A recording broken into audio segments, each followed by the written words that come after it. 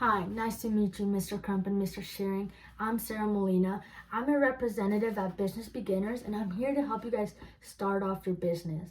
So, first off, let's talk about the marketing mix. As we know, marketing mix is really important for any business, especially right at the start. Marketing mix just has four basic steps. It's product, place, price, and promotion. These four steps help us start off any business, helps us maximize profit, and it helps us grow in a strategic way.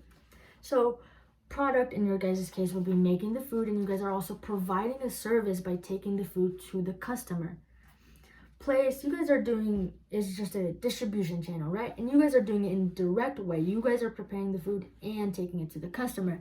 I do think this is the best option for you guys, especially for any catering business, because if you guys pay, for example, another kitchen to cook the food and then you guys just take it to the customer, you're gonna lose money in the cooks, which I mean you are gonna do on yourself, but you're gonna have to pay even more cooks in a whole other kitchen. And you guys already bought the supplies, which means it would be a waste of money if you decided you're gonna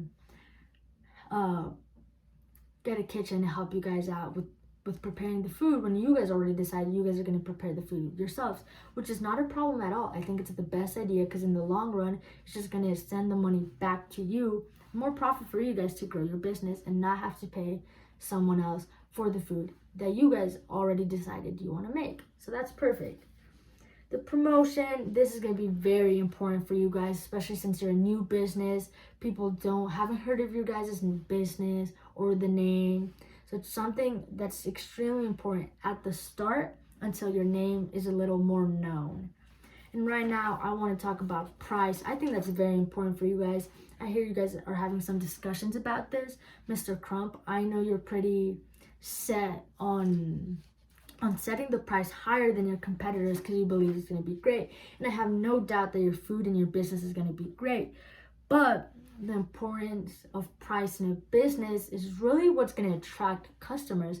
No one wants to pay something that's overpriced, even if the food is way better. So I think for you guys, the best pricing strategy would be cost plus pricing. The reason for this is because penetration pricing is kind of risky. If you undergo the price, it's possible you're going to lose more profit, especially at the start. In competitor pricing, you guys are new, so I don't always think that's the best way to go right away. So cost plus pricing would be the best way for you guys. And in fact, my business, our company, Business Beginners, have done some market research of our own, and we made a chart of our old clients, our past clients, and other restaurants and their pricing strategies. As we see, competition pricing does gain good profit, but not as much as cost plus pricing in beginner restaurants. This is in the first 5 years of a new restaurant or food business, right? As we can see, restaurant number 1, restaurant number 5, and restaurant number 6 didn't do as good as restaurant number 2, 3, and 4. They didn't do terrible, of course, but not as good as you would do with cost plus pricing. So I get that, Mr. Crump, once again, you want to up your price, but for now, since this is the start, I don't recommend it. Of course, it's still up to you guys, but the best way will do cost plus pricing, especially since it's a new business and we don't want to risk anything. Now, the next thing I want to talk about is your USP. Your USP is part of the marketing mix. It's not one of the steps, but it really goes with product, really. You guys are a catering business, so this is going to be a little tricky to choose something unique that not other people have. So a unique selling point could be only making one type of food. For example, let's do seafood, right? You know, that's not completely bad. There's its pros and cons. And in fact, I already made a pros and cons list for you guys to look over.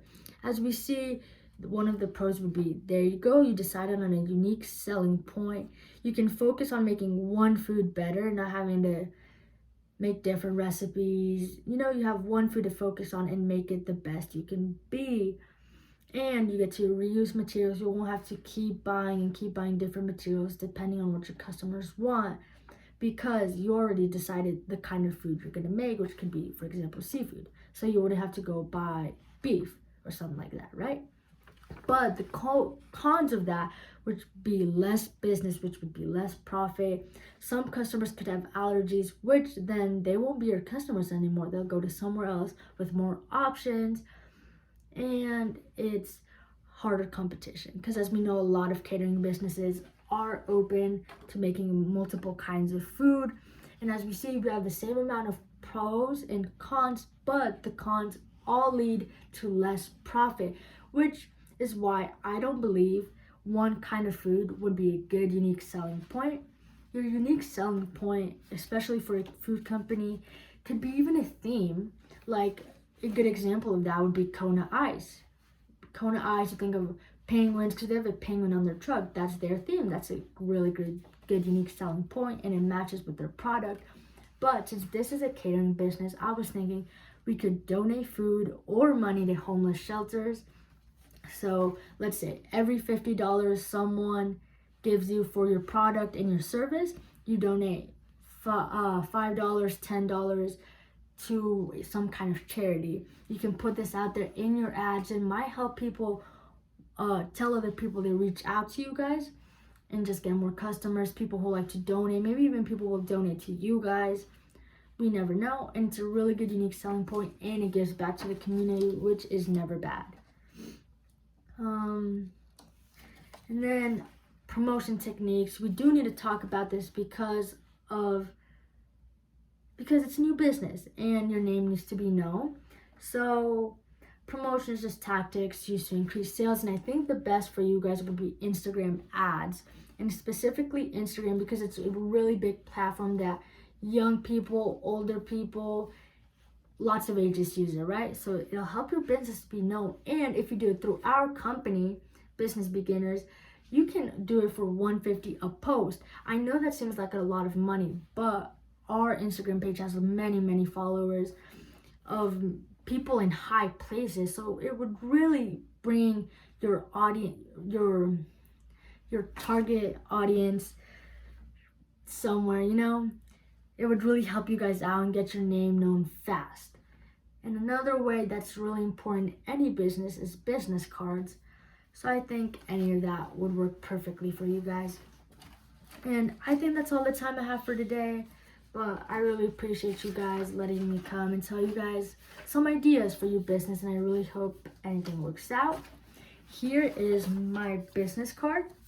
Let me know if you have any questions, or if you want to talk more, or if you want to just clear something up.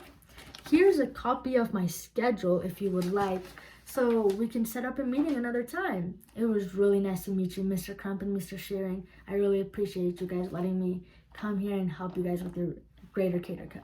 Thank you.